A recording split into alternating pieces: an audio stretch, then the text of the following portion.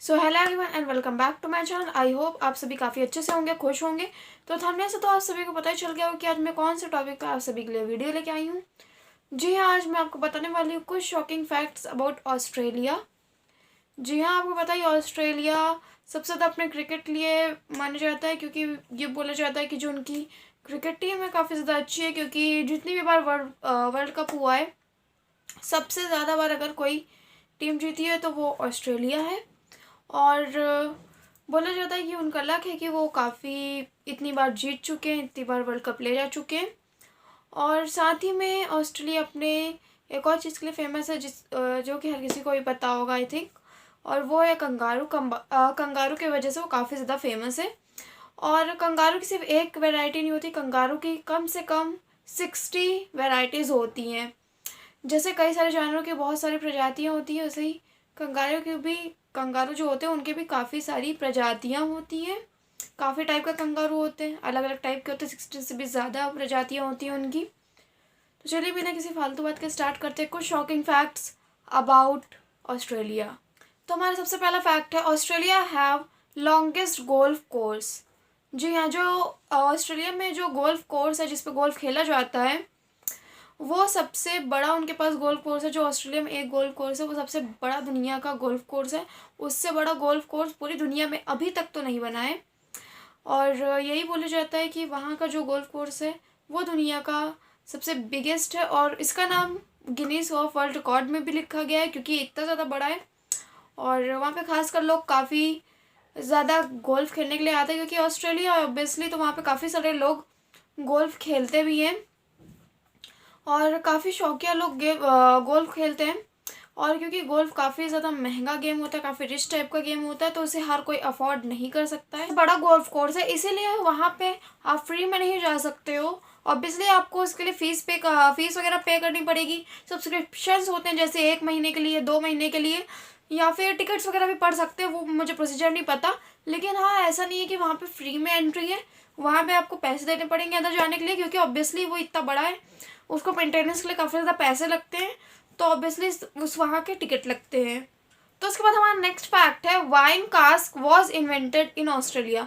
जी, जो wine cask होते हैं, यानी कि वाइन कास्क का मतलब जो बड़े बड़े ड्रम्स टाइप के होते हैं जिसके अंदर वाइन्स, बियर्स, ये सब वगैरह जो स्टोर की जाती हैं, उसे कास्क बोला जाता है। जिनको नहीं पता होगा, जिनको पता होगा उनके लिए अच्छी बात है। और वो जो बनना स्टार्ट हुई थी, वो जो सबसे पहले इन्वेंशन हुई थी उसकी, वो ऑस्ट्रेलिया में ही हुई थी। और क्योंकि उसको रखने के लिए कोई जगह नहीं होती थी, कोई मतलब ऐसे स्टोरेज नहीं होता था, लोग ऑब्वियसली कंटेनर में या फिर बड़े बड़े बोटल्स में ही भर के रखते थे।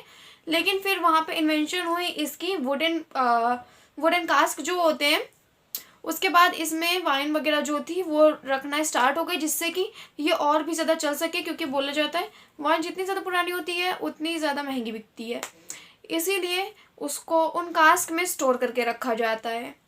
तो उसके बाद हमारा नेक्स्ट फैक्ट है, Australia size is same as USA. जी, जो ऑस्ट्रेलिया का जो साइज़ है, यानी कि जो उसकी लेंथ है, ब्रेथ है, मतलब जितना भी उसका एरिया है, वो इज़ इक्वल टू है यूएसए के। हाँ, जो यूएसए आपको पता है यूएसए कितना बड़ा है। और इसी तरीके से जो ऑस्ट्रेलिया, आप लोगों ने अगर मैप वगैरह भी देखे होंगे तो आप लोगों को बहुत ही अच्छे से पता होगा कि ऑस्ट्रेलिया कितना ज़्यादा बड़ा है। वहाँ की पॉपुलेशन ऑब्वियसली इतनी ज़्यादा नहीं है, आई थिंक 6 नंबर पे, हाँ 6 नंबर पे उसकी पॉपुलेशन आती है। तो कोई बहुत ज़्यादा पॉपुलेशन नहीं है उसकी अकॉर्डिंग टू देयर एरिया। वो काफ़ी ज़्यादा बड़ा है, लेकिन उसके हिसाब से जो वहाँ के लोग हैं काफ़ी ज़्यादा कम है। तो उसके बाद नेक्स्ट फैक्ट है, वर्ल्ड्स लार्जेस्ट सैंड आइलैंड।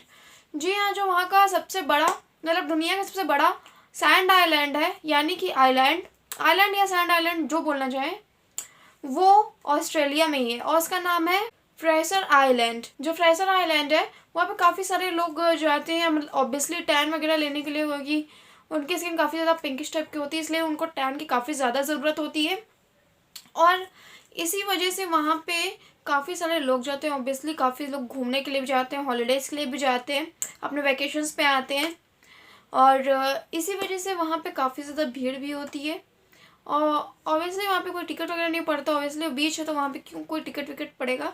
लेकिन ये है कि वहाँ पे काफ़ी ज़्यादा पॉपुलेशन में, मतलब काफ़ी ज़्यादा क्वांटिटी में लोग आते हैं। तो उसके बाद हमारा नेक्स्ट फैक्ट है, only continent in the world without any active volcano. जी हाँ, ये एक ऐसा कॉन्टिनेंट है ऑस्ट्रेलिया जहाँ पे एक भी एक्टिव वॉल्केनो नहीं है। ये बहुत ही ज़्यादा अच्छी बात है कि वहाँ पे कोई भी एक्टिव वॉल्केनो नहीं है, और इसकी ऐसी कोई संभावना भी नहीं है कि इन फ्यूचर ऐसा कुछ होगा भी कि वो वॉल्केनो फट सकते हैं। हाँ, वॉल्केनोज हैं काफ़ी जगह, इंडिया में भी है, बाहर भी है, सब जगह वॉल्केनोज होते हैं। कोई भी कंट्री हो, ऐसी कोई जगह नहीं है जहाँ पे वॉल्केनोज ना हो। लेकिन वो सिर्फ दुनिया में सिर्फ वही एक ऐसी जगह है जहाँ का जो वॉल्केनो है वो एक्टिव नहीं है, यानी कि जो उसके अंदर जो लावा होता है वो भड़कता नहीं है। और सब जगह जो है वहाँ पर सभी जगहों पे वॉल्केनोज एक्टिव होते हैं, वो कभी भी फट सकते हैं, किसी भी वक्त फट सकते हैं। लेकिन एक ऑस्ट्रेलिया ही है जहाँ पे वॉल्केनोज एक्टिव नहीं है, और इसी वजह से वहाँ के लोग काफ़ी ज़्यादा खुश रहते हैं कि वो वॉल्केनोज कभी फटेगा नहीं। इसलिए वहाँ की जो आबादी है वो बढ़ती रहती है, क्योंकि वहाँ के लोगों को ये पता है कि वो जो वॉल्केनो है वो एक्टिव नहीं है और उससे किसी को कोई खतरा भी नहीं है। तो उसके बाद हमारा नेक्स्ट फैक्ट है, swimming in sea is illegal. जी हाँ, अगर आप वहाँ पे सी में, यानी कि जो सी होता है वहाँ पे अगर आप स्विमिंग वगैरह कर रहे हो तो ये इलीगल है। इसके लिए आपको पुलिस वहाँ पे जेल में भी ले जा सकती है, लेके डाल सकती है। और साथ ही साथ अगर आपको पुलिस जेल में डाल रही है तो उसके साथ आपको भारी जुर्माना भी भरना पड़ेगा।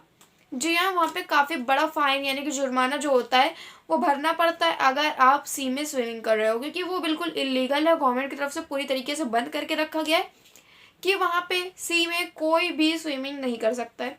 क्योंकि काफ़ी सारे लोग सी में, अगर पहले के टाइम पे काफ़ी सारे लोग ऐसे थे जो सी में स्विमिंग करने जाते थे तो उनकी मौत हो जाती थी। ऑब्वियसली काफ़ी डीप अगर चले जाते थे सी में, काफ़ी सारी लहरें उठती हैं, और लोग सर्फिंग वगैरह करने के लिए जाते हैं, स्विमिंग वगैरह करने के लिए जाते हैं। खैर, सर्फिंग पे कोई रोक टोक नहीं है, लेकिन स्विमिंग करने के लिए जो लोग जाते थे काफ़ी बार ऐसा होता था लोग लौट के नहीं आते थे, क्योंकि उसमें डूब जाते थे। क्योंकि जो सी होता है वो काफ़ी ज़्यादा डीप होता है, इसीलिए इस पे रोक लगा दी गई और इसे बिल्कुल इलीगल कर दिया गया ताकि कोई भी उसके अंदर ना जाए, क्योंकि इसे जान का खतरा होता है। तो उसके बाद हमारा नेक्स्ट फैक्ट है, Saudi Arabia import camels from Australia. जी हाँ, आपको पता होना चाहिए या काफ़ी लोगों को पता ही होगा कि ऑस्ट्रेलिया से जो कैमल्स हैं वो काफ़ी जगहों पे इंपोर्ट होते हैं, खासकर सऊदी अरेबिया में। सऊदी अरेबिया में काफ़ी हद तक इंपोर्ट होते हैं कैमल्स ऑस्ट्रेलिया से, क्योंकि ऑस्ट्रेलिया काफ़ी ज़्यादा गर्म जगह, उसका जो तापमान है हमेशा ही बढ़ा हुआ होता है, और इसी वजह से वहाँ पे बहुत ज़्यादा गर्मी होती है। ऑब्वियसली वहाँ के वॉल्केनोज एक्टिव नहीं है, लेकिन फिर भी वहाँ पे काफ़ी ज़्यादा गर्मी पड़ती है, और इसी वजह से वहाँ पे काफ़ी सारे कैमल्स भी होते हैं, क्योंकि वहाँ पे डेजर्ट भी है, डेजर्ट एरिया भी है वहाँ पे। जी हाँ, वहाँ पे डेजर्ट एरिया भी है, और काफ़ी सारे कंगारूज भी जो वहाँ पे पाए जाते हैं वो डेजर्ट एरिया में ही पाए जाते हैं। और साथ ही में अगर वहाँ पे डेजर्ट है तो ऑब्वियसली कैमल होते हैं। वहाँ पे कैमल्स की जो क्वांटिटी बहुत ही ज़्यादा है, जितने लोग हैं ऑब्वियसली लगभग उतने ही कैमल्स भी हैं उन लोगों के पास। तो उन लोगों के पास कैमल्स का इतना ज़्यादा काम भी नहीं है, इसीलिए वो लोग उसे इंपोर्ट करते हैं सऊदी अरेबिया में, और भी कई सारे ऐसे कंटिनेंट वगैरह में या कंट्रीज़ में उन्हें इंपोर्ट कर देते हैं। तो उसके बाद हमारा नेक्स्ट फैक्ट है, 90% of Australians live on coast. जो कोस्ट होती है, यानी कि जो सी और लैंड के बीच की जो लाइन होती है उसके आसपास जो काफ़ी सारे लोग रहते हैं, ऑब्वियसली 90% लोग रहते हैं। तो काफ़ी सारे लोग हो गए, लगभग सारे के सारे ही लोग हो गए, क्योंकि वहाँ पे इतनी ज़्यादा गर्मी होती है कि आप झेल भी नहीं सकते हो। और अगर आपको वहाँ पे घर है तो ऑब्वियसली आपको एसी तो लेना ही लेना पड़ेगा, क्योंकि वहाँ पे काफ़ी ज़्यादा गर्मी होती है, क्योंकि वो थोड़ा सा डेजर्ट एयर टाइप का एरिया भी है। ऑब्वियसली वहाँ के वॉल्केनोज जो है वो एक्टिव नहीं है, लेकिन इससे कोई फ़र्क नहीं पड़ता है, वहाँ का जो टेम्परेचर है हमेशा ही हाई रहता है। इसलिए वहाँ के लोग कोस्ट पे रहना पसंद करते हैं, वहीं पे अपना घर बना के वहीं पे काफ़ी सारे लोग रहते हैं। ज़्यादातर जो पॉपुलेशन है वो वहीं पे बसी हुई है, क्योंकि वहाँ पे इतनी ज़्यादा गर्मी होती है, लोगों से झेली नहीं जाती है। इसी वजह से वो जो जगह है कोस्ट है वो काफ़ी ज़्यादा ठंडी तो नहीं, लेकिन हाँ थोड़ा बैलेंस्ड रहता है टेम्परेचर वहाँ का, इसीलिए वहाँ के लोग वहाँ पर रहना पसंद करते हैं। तो उसके बाद हमारा नेक्स्ट फैक्ट है, Australia have separate 60 wine regions. जी हाँ, जो ऑस्ट्रेलिया है उनके पास 60 से भी ज़्यादा सेपरेट रीजन्स है, मतलब वाइन रीजन्स हैं, क्योंकि ऑब्वियसली वहाँ पे काफ़ी ज़्यादा मात्रा में वाइन प्रोड्यूस होती है और मिलियंस ऑफ जो वाइन्स होती है वो वहीं से जाती हैं। और इसी वजह से वहाँ पे इतने सारे रीजन्स हैं और वहाँ पे जो फार्मिंग होती है वाइन वगैरह की, ऑब्वियसली जो ग्रेप्स वगैरह से बनते हैं वो काफ़ी ज़्यादा होते हैं। और उसी के क्लाइमेट की वजह से उनके इतने सारे रीजन्स हैं जिससे कि उनकी जो पैदावार है यानी कि जो मात्रा है वो कम ना हो और जो वाइन की जो प्रोड्यूस होती है मतलब प्रोडक्शन होता है वो दिन पर दिन बढ़ती रहे। और इसी वजह से वहाँ जो ऑस्ट्रेलिया है वो वाइन प्रोड्यूस करने के मामले में काफ़ी ज़्यादा आगे, ऑब्वियसली फर्स्ट नंबर पे तो नहीं है, लेकिन वहाँ के जो 60 से भी ज़्यादा रीजन्स हैं वाइन रीजन्स हैं, इसकी वजह से ही वहाँ पे काफ़ी ज़्यादा वाइन होती है। और एक वो भी एक काफ़ी बड़ा प्रोड्यूसर है, वाइन प्रोड्यूसर है, दुनिया में ये भी एक वाइन प्रोड्यूसर में गिना जाता है। तो उसके बाद हमारा नेक्स्ट फैक्ट है, more than 25% of Australians born in other country. जी हाँ, जो 25% से भी ज़्यादा ऑस्ट्रेलियंस होते हैं वो दूसरी कंट्री में बॉर्न होते हैं। उसकी एक ये भी वजह है क्योंकि वो काफ़ी ज़्यादा गर्म जगह है। ऑब्वियसली वहाँ के लोग काफ़ी ज़्यादा पढ़े लिखे ही होते हैं क्योंकि डेवलप्ड एरिया में, डेवलप्ड कंट्री में ही आता है। लेकिन बात यह है कि वहाँ की जो गर्मी होती है काफ़ी सारे लोग सह नहीं पाते, काफ़ी सारे लोग झेल नहीं पाते। इसी वजह से वहाँ के जो ज़्यादातर लोग होते हैं वो दूसरी जगह पे चले जाते हैं क्योंकि वहाँ वो लोग ऐसी जगह को ढूंढते हैं जहाँ पे इतनी ज़्यादा गर्मी ना हो जिससे कि वो अच्छे सर्वाइव कर सके, क्योंकि काफ़ी सारे लोग सर्वाइव भी नहीं कर पाते क्योंकि वहाँ पे काफ़ी ज़्यादा गर्मी होती है।